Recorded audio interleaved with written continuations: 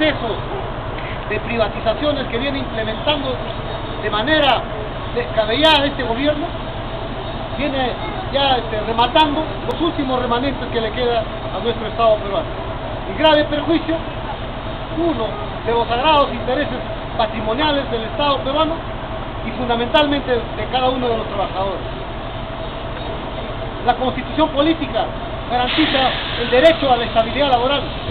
Sin embargo, se antepone los intereses voraces del Estado y en contubernio con las grandes transnacionales para poder así rematar a un costo que es tan despreciable para los intereses de los trabajadores.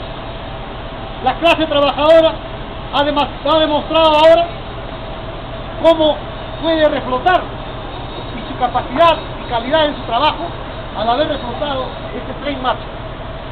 Esa capacidad pretende ser soslayada por el Estado y los trabajadores debidamente organizados no debemos permitirlo.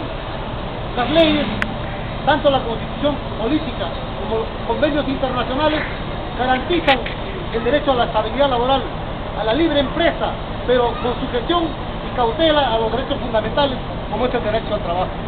Siendo así, la CGTP ratifica y reafirma su compromiso de seguir trabajando con cada uno de ustedes de manera organizada para cautelar el derecho fundamental que es al trabajo. Muchas gracias, compañeros.